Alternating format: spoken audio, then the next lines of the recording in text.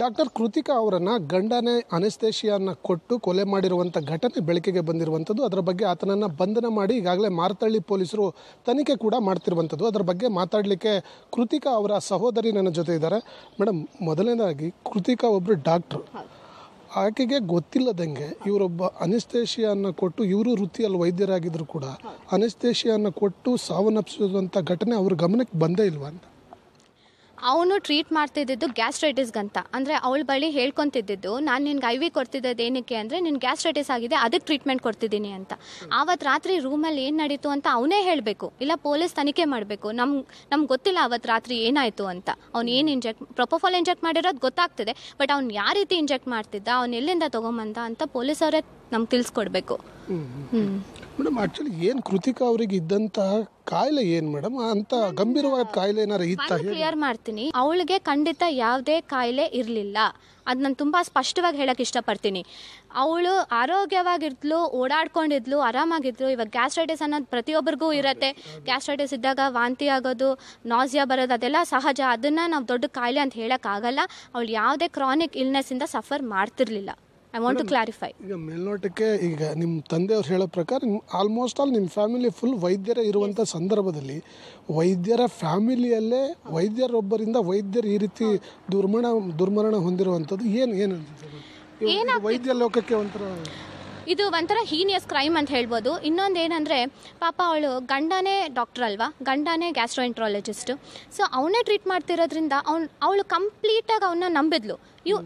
ಇವನು ನನಗೆ best treatment ಕೊಡ್ತಾನೆ, ಇವನೇ ಅದರಲ್ಲಿ ಗ್ಯಾಸ್ಟ್ರೋಎಂಟ್ರಾಲಜಿ ಮಾಡಿರೋದು, ಸೊ ಇವನು ತಪ್ಪು ಮಾಡೋಕ್ಕೆ ಸಾಧ್ಯನೇ ಇಲ್ಲ, ಇವನೇ ನನಗೆ ಬೆಸ್ಟ್ ಟ್ರೀಟ್ಮೆಂಟ್ ಕೊಡ್ತಾನೆ ಅಂತ ಅವಳು ನಂಬಿದ್ಲು. ಅದಕ್ಕೆ ಅವ್ನು ಏನೇನು ಹೇಳ್ಕೊಂಬಂದನೋ ಎಲ್ಲನೂ ಇವಳು ಮಾಡೋಕ್ಕೆ ಸ್ಟಾರ್ಟ್ ಮಾಡಿದ್ಲು. Because she trusted him. ಆ ಥರ ಒಂದು ನಂಬಿಕೆ ಇತ್ತು ಅವನ ಮೇಲೆ. ಅದಕ್ಕೋಸ್ಕರ ಇವಾಗ ನಾನು ರೇಡಿಯಾಲಜಿಸ್ಟ್, ಅವಳು ಡರ್ಮೆಟಾಲಜಿಸ್ಟ್, ಅವ್ನು ಗ್ಯಾಸ್ಟ್ರೋಎಂಟ್ರಾಲಜಿಸ್ಟ್, ಅವ್ನಿಗೆ ಇದ್ರ ಬಗ್ಗೆ ಜಾಸ್ತಿ ಗೊತ್ತಿರುತ್ತೆ. ಸೊ ಹೌದೇನೋ, ಇರ್ಬೋದೇನೋ, ಈ ಥರ ತೊಗೊಂಡ್ರೆ ಗ್ಯಾಸ್ಟ್ರೈಟಿಸ್ ಕಮ್ಮಿ ಆಗ್ಬೋದೇನೋ, ಅವ್ನು ಹೇಳ್ತಿದ್ದಾನೆ ನಾನು ಮಾಡಬೇಕು ಅಂತ ತೊಗೊತಾ ಇದ್ಲು. ಮೇಡಮ್, ಯಾವಾಗ ನಿಮಗೆ ಗೊತ್ತಾಗುತ್ತೆ ಈ ಇನ್ಸಿಡೆಂಟ್ ಆದ ಬಳಿಕ? ಯಾವಾಗ ನಿಮಗೆ ಅಧಿಕೃತವಾಗಿ ಆಕೆ ಈ ರೀತಿ ಅನೆಸ್ಥೇಷಿಯಾ ಕೊಟ್ಟೆ ಅವಳನ್ನು ಕೊಲೆ ಮಾಡಲಾಗಿದೆ ಅನ್ನುವಂಥ ವಿಚಾರ ಯಾವಾಗ ಗೊತ್ತಾಗುತ್ತೆ? ಮತ್ತು ಅದಾದ ನಂತರ ಈ ವ್ಯಕ್ತಿ ನಿಮ್ಮನ್ನು ಸಂಪರ್ಕ ಮಾಡಿರುವಂಥದ್ದು ಏನಾದರೂ? ಓಕೆ, ಸೊ ಈ ಥರ ಡ್ರಗ್ ಯೂಸ್ ಆಗಿದೆ ಅಂದರೆ ನಮಗೆ FSL ರಿಪೋರ್ಟ್ ಬಂದ ಮೇಲೆ ಗೊತ್ತಾಗಿತ್ತು. ಆವಾಗ ನಮ್ಗೆ ತುಂಬ ಶಾಕ್ ಆಯಿತು. ಬಿಕಾಸ್ ಪ್ರೊಪೋಫಾಲ್ ಅನ್ನೋ ಡ್ರಗ್ ಕಾಮನ್ ಆಗಿ ಯಾರಿಗೂ ಸಿಗಲ್ಲ, ಆ್ಯಂಡ್ ಅದು ಯೂಸ್ ಮಾಡಲೂಬಾರ್ದು. ಅದು ಬರೀ ಆಪ್ರೇಷನ್ ಥಿಯೇಟರ್ಸಲ್ಲಿ ಯೂಸ್ ಮಾಡುವಂಥ ಡ್ರಗ್ ಅದು. ಅದನ್ನು ತೊಗೊಂಬಂದು ಇವನು ಹಾಕಿದ್ದಾನೆ ಅಂದರೆ it is like a very serious crime ಅಂತ ನಾನು ಹೇಳೋಕ್ಕೆ ಇಷ್ಟಪಡ್ತೀನಿ. ಆಮೇಲೆ ಇವನು ಅದಾದಮೇಲೂ ನಮ್ಮ ಜೊತೆ ಏನು ಡೈರೆಕ್ಟಾಗಿ ಕಾಂಟ್ಯಾಕ್ಟ್ ಬರ್ತಿರ್ಲಿಲ್ಲ, ಬಟ್ ಅಪ್ಪ ಅಮ್ಮ ಜೊತೆ ಒಂದು 4 ಸತಿ ಭೇಟಿ ಮಾಡಿರ್ತಾನೆ. ಆವಾಗ್ಲೂ ಏನು ಸಂಶಯ ಇಲ್ಲದೆ ನಡ್ಕೊಂಡಿರ್ತಾನೆ. ಪ್ಲಸ್ ಒಂದು ಹೇಳಿರ್ತಾನೆ, ಪೋಸ್ಟ್ಮಾರ್ಟಮ್ ನಮ್ಮ ತಂದೆ ಕೇಳಿರ್ತಾನೆ, ಇಷ್ಟು ದಿನ ಆಯ್ತಲ್ಲ ಪೋಸ್ಟ್ಮಾರ್ಟಮ್ ರಿಪೋರ್ಟ್ ಬಂದಿಲ್ಲ ಏನಪ್ಪ ಅಂತ ಕೇಳಿದಾಗ, ಇಲ್ಲ ಏನೂ ಇರಲ್ಲ ಮಾಮ, ಇದರಲ್ಲಿ ಬಂದಿರತ್ತೆ, ಏನೂ ಇರಲ್ಲ, ಅದಕ್ಕೆ ನಾನು ಇನ್ನೂ ಆಚೆ ಇದ್ದೀನಿ, ಏನಾದರೂ ಬಂದಿದ್ರೆ ನಾನು ಇಷ್ಟೊತ್ತಿಗೆ ಪೊಲೀಸವ್ರು ಬಿಡ್ತಾ ಇದ್ರಾ, ನಾನು ಜೈಲಲ್ಲಿ ಇರ್ತಾ ಇದೆ ಅಂತ ಹೇಳಿ ನಂಬಿಸಿರ್ತಾನೆ. ಹಾಗೆ ಮೇಡಮ್, ಇದು ಬಿಫೋರ್ ಇದಾದ ಬಳಿಕ ಆತ ನೀವು ಎಲ್ಲೋ ಮೆಡಿಕಲ್ ಟೆಸ್ಟು ಮತ್ತು ಪೋಸ್ಟ್ ಮಾರ್ಟಮ್ಗೆ ರೆಫರ್ ಮಾಡಿದ ಬಳಿಕ ಆ ಸಂದರ್ಭದಲ್ಲಿ ಪೊಲೀಸ್ ಅವರ ಜೊತೆ ಕಾಂಟ್ಯಾಕ್ಟಲ್ಲಿದ್ದು ಅವ್ರ ಕಡೆಯಿಂದ ಏನು ಡೆವಲಪ್ಮೆಂಟ್ ಆಗ್ತಾ ಇದೆ ಅಂತೇನಾದರೂ ಮಾಹಿತಿ ಕಲೆ ಹಾಕಿರುವಂಥ ವಿಚಾರಗಳು ನಿಮ್ಮ ಗಮನಕ್ಕೆ ಏನಾದ್ರು ಬಂತು? ಇಲ್ಲ, ಅವತ್ತೇನಾಯಿತು, ಪೋಸ್ಟ್ ಮಾರ್ಟಮ್ ಕೊಡಬೇಕು ಅಂತ ನಿರ್ಧಾರ ಮಾಡಿದ್ವಿ. ಅವ್ರು ತುಂಬ ಒತ್ತಾಯ ಮಾಡಿದ್ರು, ಪೋಸ್ಟ್ ಮಾರ್ಟಮ್ ಮಾಡಿಸ್ಬಾರ್ದು, ನಮ್ಮ ಮನೆಗೆ ಕೊಟ್ಬಿಡಿ ಬಾಡಿ, ನಾವು ಅಲ್ಲೇ ತೊಗೊಂಡೋಗಿ ಅದನ್ನು ಕ್ರೆಮೇಷನ್ ಮಾಡಬೇಕು ಅಂತ ತುಂಬ ಫೋರ್ಸ್ ಮಾಡಿದ್ರು. ಬಟ್ ನಾವು ಇನ್ಸಿಸ್ಟ್ ಮಾಡಿ ಇಲ್ಲ ಪೋಸ್ಟ್ ಮಾರ್ಟಮ್ ಮಾಡಲೇಬೇಕು ಅಂತ ಪೋಸ್ಟ್ ಮಾರ್ಟಮ್ ಮಾಡಿಸಿದ್ದು. ಆ ಪೋಸ್ಟ್ ಮಾರ್ಟಮ್ ಮಾಡಿಸಿದ್ಮೇಲೆ ನಾವು ಪೇಷಂಟಾಗಿ ವೇಟ್ ಮಾಡ್ತಾ ಇದ್ವಿ, ಪೋಸ್ಟ್ ಮಾರ್ಟಮ್ ರಿಪೋರ್ಟ್ ಬರಲಿ, FSL ರಿಪೋರ್ಟ್ ಬರಲಿ ಅಂತ ನಾವು ವೇಟ್ ಮಾಡ್ತಾ ಇದ್ವಿ. ಬಿಕಾಸ್ ಅದನ್ನು ಬರೋವರೆಗೂ ನಾವು ಏನು ಕನ್ಕ್ಲೂಷನ್ ಬರೋಕ್ಕಾಗಲ್ಲ ಅಂತ ಈ ರಿಪೋರ್ಟ್ಗೋಸ್ಕರ ನಾವು ವೇಟ್ ಮಾಡ್ತಾ ಇದ್ವಿ. ಮೇಡಮ್, ಆ ರಿಪೋರ್ಟ್ ಬಗ್ಗೆ ಯಾರು ಹೇಳ್ತಾರೆ ಮತ್ತು ಏನು ಕಾರಣಕ್ಕಾಗಿ ಇದಾಗಿದೆ ಅಂತ ಹೇಳಿ ನಿಮಗೆ ವಿಚಾರ ಗೊತ್ತಾಗುತ್ತೆ? ಯಾವಾಗ ಗೊತ್ತಾಗುತ್ತೆ ರಿಪೋರ್ಟ್? ಅದೇ FSL ಇಂದ ರಿಪೋರ್ಟ್ ಬಂದ ಮೇಲೆ ಕರೆದು ನಮ್ಮ ತಂದೆಯವ್ರಿಗೆ ತಿಳಿಸ್ಕೊಡ್ತಾರೆ, ಈ ಥರ ಡ್ರಗ್ ಕಂಡು ಬಂದಿದೆ ಅಂತ. ಆವಾಗ ನಮಗೂ ಈ ಥರ ತಿಳಿಯುತ್ತೆ, ಈ ಥರ ಡ್ರಗ್ ಯೂಸ್ ಮಾಡಿದೆ ಅಂದರೆ. ಬಟ್ ಶಾಕ್ ಆಗುತ್ತೆ, ಈ ಥರನೂ ಮಾಡ್ಬೋದಾ, ಈ ಥರನೂ ಒಂದು ಡ್ರಗ್ ಯೂಸ್ ಮಾಡಿಕೊಂಡು ಇದು ಮಾಡ್ಬೋದಾ ಅಂತ ಶಾಕ್ ಆಗುತ್ತೆ. ಮೇಡಮ್, ಕೃತಿಕಾ ಮತ್ತು ಮಹೇಂದ್ರ ರೆಡ್ಡಿ ಇಬ್ಬರು ಕೂಡ ಎರಡೂ ಮನೆಯವರ ಸಮ್ಮುಖದಲ್ಲಿ ಒಪ್ಪಿಕೊಂಡೇ ಮದುವೆ ಆಗಿರುವಂಥದ್ದು, ಭಾಳ ಅನ್ಯೂನ್ಯವಾಗಿ 11 ತಿಂಗಳ ಕಾಲ ಇದ್ರು ಅನ್ನುವಂಥ ವಿಚಾರಗಳನ್ನು ಸ್ವತಃ ನಿಮ್ಮ ತಂದೆಯವರೇ ಹೇಳ್ತಾ ಇದ್ರು. ಇದರ ನಡುವೆ ಆಕೆಯ ಜೀವ ಕಳೆಯುವಂಥ ಒಂದು ನಿರ್ಧಾರ, ವೃತ್ತಿಯಲ್ಲಿ ಡಾಕ್ಟರ್ ಆಗಿ ಡಾಕ್ಟರ್ನ ಅಸ್ತ್ರಗಳನ್ನು ಬಳಸ್ಕೊಂಡು ಈ ರೀತಿ ಮಾಡಿರುವಂಥದ್ದು ಇಡೀ ವೈದ್ಯ ಲೋಕಕ್ಕೆ ಒಂದು ರೀತಿ ಅನುಮಾನ ಬರುವ ನಿಟ್ಟಿನಲ್ಲಿ ಮಾಡಿರುವಂಥದ್ದು ಏನು ಅನ್ಸುತ್ತೆ? 100% ಅವನು ಚೆನ್ನಾಗಿದ್ದ ಅಂದರೆ ಮೇಲ್ನೋಟಕ್ಕೆ ಚೆನ್ನಾಗಿರ್ತಾ ಇದ್ದ, ಅವಳನ್ನ ಚೆನ್ನಾಗಿ ಮಾತಾಡಿಸ್ಕೊಂಡು ಎಲ್ಲ ಇರ್ತಾ ಇದ್ದ, ಅಪ್ಪ ಅಮ್ಮ ಜೊತೆನೂ ತುಂಬ ಚೆನ್ನಾಗಿರ್ತಾ ಇದ್ದ. ಬಟ್ ಒಳಗಡೆ ಏನು ಇಂಟೆನ್ಷನ್ ಇದೆ ಅಂತ ನಮ್ಗೆ ಗೊತ್ತಿಲ್ಲ, ಏನಕ್ಕೆ ಮಾಡಿದ್ದಾನೆ ಅಂತಲೂ ಗೊತ್ತಿಲ್ಲ. ಬಟ್ ಅದೇ ಬಂದಿದ್ದು ಅಕ್ಕಪಕ್ಕ ಮತ್ತು ರಿಲೇಟಿವ್ಸ್ ಇವಾಗೆಲ್ಲ ತಿಳಿದು ಬರ್ತಾ ಇದೆ ಅವನಿಗೆ ಎಕ್ಸ್ಟ್ರಾ ಮ್ಯಾರಿಟಲ್ ಅಫೇರ್ ಇದೆ ಅಂತ. ಇನ್ನೊಂದು ಅವನ ಮೇಲೆ ಪ್ರೀವಿಯಸ್ಲಿ FIR ಆಗಿದೆ ಅಂತ ಇವಾಗ ನಮ್ಗೆ ತಿಳಿದು ಬರ್ತಾ ಇದೆ, ಅದರಲ್ಲೂ ಅವ್ನು ಅಕ್ಯೂಸ್ಡ್ ಅಂತ ಇವಾಗ ತಿಳಿದು ಬರ್ತಾ ಇದೆ ನಮಗೆ. ಸೊ ಇಡೀ ಫ್ಯಾಮಿಲಿನೇ ಈ ಥರ ಹಿಸ್ಟ್ರಿ ಇದೆ ಅಂತ ನಮ್ಗೆ ಇವಾಗ ತಿಳಿದು ಬರ್ತಾ ಇದೆ. ಪ್ಲಸ್ ಅವ್ರ ಫ್ಯಾಮಿಲಿಯವರು ತುಂಬ ಮಾನಸಿಕ ಕಿರುಕುಳ ಕೊಟ್ಟಿದ್ದಾರೆ ನನ್ನ ತಂಗಿಗೆ ಅವಾಗ. ಮೇಡಮ್, ಈ 11 ತಿಂಗಳ ಅವಧಿಯಲ್ಲಿ ನೀವು ಆಸ್ ಎ ಸಹೋದರಿ ಆಗಿರುವಂಥ ಕಾರಣ ನಿಮ್ಮ ಜೊತೆ ಅಥವಾ ನಿಮ್ಮ ತಾಯಿಯವ್ರ ಜೊತೆ ಈ 11 ತಿಂಗಳ ಅವಧಿಯಲ್ಲಿ ಮಾನಸಿಕವಾಗಿ ಕಿರುಕುಳ, ಹಣಕ್ಕಾಗಿ ಬೇರೆ ಬೇರೆ ಡಿಮಾಂಡ್ಸ್ಗಳನ್ನು ಇಟ್ಕೊಂಡು ಕೃತಿಕಾ ಅವರಿಗೆ ಕಿರುಕುಳ ಕೊಟ್ಟಿದ್ದಂಥ ವಿಚಾರಗಳನ್ನು ಶೇರ್ ಮಾಡ್ಕೊಂಡಿದ್ದಾರೆ. ಕಿರುಕುಳ ಅಂದರೆ ಇವಾಗ ಹೇಳೋದು, ನೀನು ಇದೇ ರೀತಿ ಬಟ್ಟೆ ಹಾಕ್ಕೋಬೇಕು, ನೀನು ಇದೇ ರೀತಿ ನಡ್ಕೋಬೇಕು, ನೀನು ಅವ್ರ ಮನೆಗೆ ಹೋದಾಗ ಫುಲ್ ಚೂಡಿದಾರು ಅದರಲ್ಲೇ ಇರಬೇಕು, ನಿನ್ನ ಜೀನ್ಸು ಅದೆಲ್ಲ ಹಾಕ್ಕೊಂಡಾಗ ನೀನು ಬಿಂದಿ ಇಟ್ಕೊಳ್ಳೇಬೇಕು, ನಿನ್ನ ಮಂಗಲಸೂತ್ರ ಕಂಪಲ್ಸರಿ ನೀನು ಹಾಕ್ಕೊಳ್ಳೇಬೇಕು.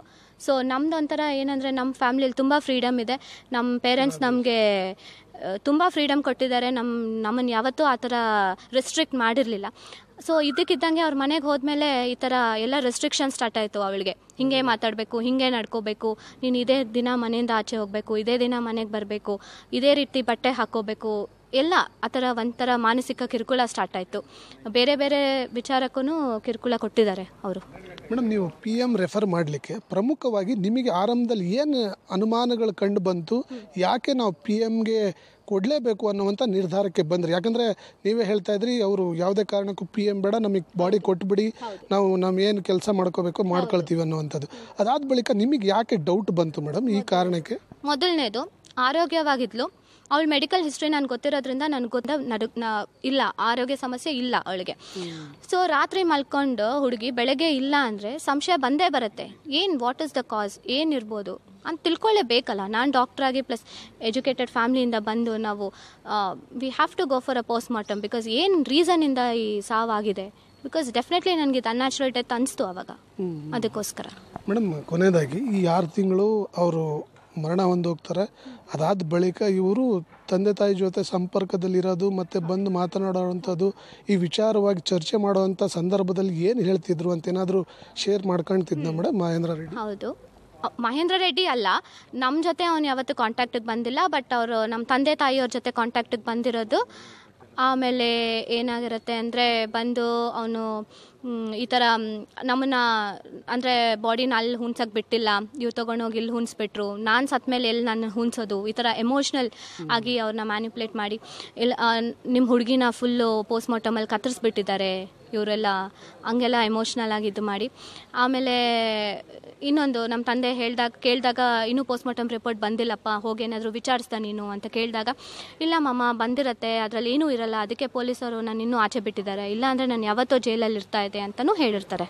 ಮೇಡಮ್, ರೀಸೆಂಟಾಗಿ ಬಂದ್ಬಿಟ್ಟು ಹಿರಿಯರ ಪೂಜೆ ಅಂತ ಹೇಳಿ ಮಾಡ್ತಾರಲ್ಲ, ಸೊ ಆ ಪೂಜೆ ಇದೆ ಅಂತೇಳಿ ನಿಮ್ಮ ಕೃತಿಕಾ ರೆಡ್ಡಿ ಅವರಿಗೆ ಸಂಬಂಧಪಟ್ಟಂಥ ಒಡವೆ, ಅವರ ಸ್ಯಾರೀಸು, ಬೆಲೆ ಬಾಳುವಂಥ ವಸ್ತುಗಳು, ಅವರು ಮೆಡಿಕಲ್ ಸರ್ಟಿಫಿಕೇಟ್ಸ್ ಎಲ್ಲವನ್ನು ಕೂಡ ತಗೊಂಡು ಹೋಗಿದ್ದಾರೆ ಅಂತ, ಅದೆಲ್ಲ ನಿಜನೇ? ಇವಾಗ ಸಾವು ಆಗಿದ್ದು ಕೆಲವೊಂದು ದಿನಕ್ಕೆ ಬಂದು ಅವರು ತಂದೆ ತಾಯಿ ಮಗ 3 ಜನನೂ ಬಂದು ಕೃತಿಕಾಗೆ ಸಂಬಂಧಪಟ್ಟ ಎಲ್ಲ ಸೀರೆ, ಅವ್ರ ಮದುವೆ ಕೊಡಿಸಿರೋ ಲೆಹೆಂಗಾ ಮತ್ತು ಜ್ಯುವೆಲ್ರಿ ಮತ್ತು ಅವ್ರ ರಿಲೇಟೆಡ್ ಮೆಡಿಕಲ್ ಸರ್ಟಿಫಿಕೇಟ್, ಇಷ್ಟು ದಿನ ಏನು ಓದಿಲ್ಲ ಎಲ್ಲ ತೊಗೊಂಡು ಹೋಗಿರ್ತಾರೆ. ಮತ್ತು ಮೊನ್ನೆ ಮಹಾಲಯ ಅಮಾವಾಸ್ಯೆ ಅಂತ ಬಂತಲ್ಲ, ಆವಾಗ ಬಂದು ಪೂಜೆಗಿಡಬೇಕು, ನಾವು ಕೊಡಿಸಿರೋದು ಒಡವೆ ಎಲ್ಲ ನಮ್ಗೆ ವಾಪಸ್ ಕೊಟ್ಬಿಡಿ ಅಂತಲೂ ತೊಗೊಂಡು ಹೋಗಿರ್ತಾರೆ. ಎಷ್ಟು ಪ್ರಮಾಣದಲ್ಲಿ ಕೊಡಿಸಿರ್ತಾರೆ ಮೇಡಮ್ ಒಡವೆ ಅಪ್ರಾಕ್ಸಿಮೇಟ್? ನನ್ಗೆ ಅದ್ರ ಬಗ್ಗೆ ಅಷ್ಟೊಂದು ಐಡಿಯಾ ಇಲ್ಲ, ಬಿಕಾಸ್ ಅದು ತಂದೆ ತಾಯಿ ಗೊತ್ತಿರೋದು, ನನಗೆ ಅಷ್ಟು ಐಡಿಯಾ ಇಲ್ಲ ಅದ್ರ ಬಗ್ಗೆ.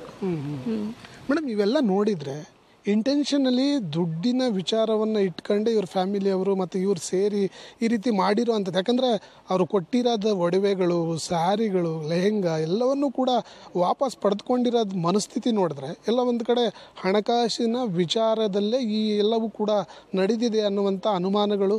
ಅಂದರೆ ಇದಕ್ಕೆ ಹಲವಾರು ಆ್ಯಂಗಲ್ ಇರ್ಬೋದು. ಅವ್ನು ಏನು ಇಂಟೆನ್ಷನ್ ಮೋಟಿವಿಂದ ಮಾಡಿರ್ತಾನೆ ಅಂತ ಅವನೇ ಹೇಳಬೇಕು, ಇಲ್ಲ ಪೊಲೀಸ್ ತನಿಖೆ ಮಾಡಿ ನಮಗೆ ತಿಳಿಸ್ಬೇಕು ಅಂತ ನನ್ನ ವಿನಂತಿ.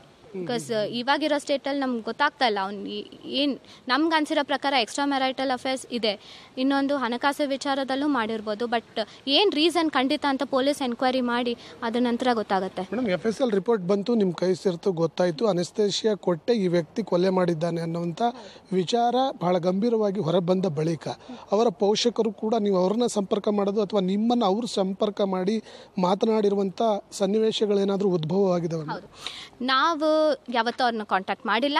ಬಟ್ ಈ ಥರ FSL ರಿಪೋರ್ಟ್ ಬಂದ ಮೇಲೆ ಸುಮಾರು ಇನ್ಫ್ಲುಯೆನ್ಷಿಯಲ್ ಕಾಲ್ಸ್ ಮಾಡಿಸಿದ್ದಾರೆ. ಈ ಥರ ಕುತ್ಕೊಂಡು ಮಾತಾಡೋಣ ಅಂದರೆ ಡೈರೆಕ್ಟಾಗಿ ವಿಷಯ ಅಂತ ಹೇಳಿಲ್ಲ, ಸುಮ್ಮನೆ ಬನ್ನಿ ಕುತ್ಕೊಂಡು ಮಾತಾಡೋಣ, ಏನೇ ಇದ್ರೂ ಪರಿಹರಿಸ್ಕೊಳ್ಳೋಣ ಅಂತಲೂ ಕಾಲ್ಸ್ ಮಾಡಿಸಿದ್ದಾರೆ. ಮೇಡಮ್, ನೀವು ಒಬ್ಬರು ಡಾಕ್ಟರ್ ಆಗಿ ಒಬ್ಬ ಡಾಕ್ಟ್ರಿಗೆ ಅನೆಸ್ಥೇಷಿಯಾ ಅನ್ನುವಂಥ ವಸ್ತು ಎಷ್ಟು ಈಸಿಯಾಗಿ ಸಿಗುತ್ತೆ ಮತ್ತು ಯಾಕೆ ಅದನ್ನು ಎಲ್ಲಿ ಸಿಕ್ಕಿರ್ಬೋದು ಇವರಿಗೆ ಅಂಥೇಳಿ ನಿಮಗೆ ಅನುಮಾನ ಇದೆ? ಅನೆಸ್ಥೇಷಿಯಾ ಡ್ರಗ್ ಯೂಶಲಿ ಆಚೆ ಎಲ್ಲೂ ಸಿಗಲ್ಲ, ಅದು ಬರೀ ಆಪ್ರೇಷನ್ ಥಿಯೇಟರ್ಸಲ್ಲಿ ಮಾತ್ರ ರೆಸ್ಟ್ರಿಕ್ಟೆಡ್ ಯೂಸ್ಗೆ ಇರೋವಂಥ ಡ್ರಗ್.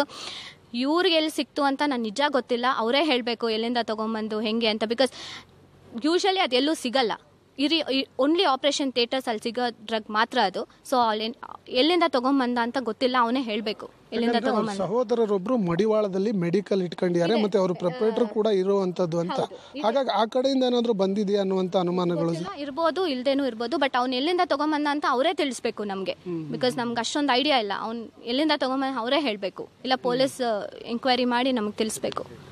ಇಷ್ಟ. Thank you. ಇದು ಏನು ಕೃತಿಕಾ ರೆಡ್ಡಿ ಸಾವಾದ ಬಳಿಕ ಅವರ ಬಳಿ ಏನೆಲ್ಲ ಶೇರ್ ಮಾಡ್ಕೊಂಡಿದ್ರು ಮತ್ತು ಯಾತಕ್ಕಾಗಿ ಅವರನ್ನು ಈ ಮನುಷ್ಯ ಹತ್ಯೆ ಮಾಡಿದ್ದಾನೆ ಅನ್ನುವಂಥದ್ರ ಬಗ್ಗೆ ಅವರಿಗಿರುವಂಥ ಮಾಹಿತಿಯನ್ನು ಕೃತಿಕಾ ಅವರ ಸಹೋದರಿ ಪಬ್ಲಿಕ್ ಟಿವಿ ಜೊತೆ ಮಾತನಾಡಿರುವಂಥದ್ದು. ಕ್ಯಾಮ್ರಾ ಪರ್ಸನ್ ರವಿ ಜೊತೆ ನಾಗೇಶ್, ಪಬ್ಲಿಕ್ ಟಿವಿ, ಬೆಂಗಳೂರು.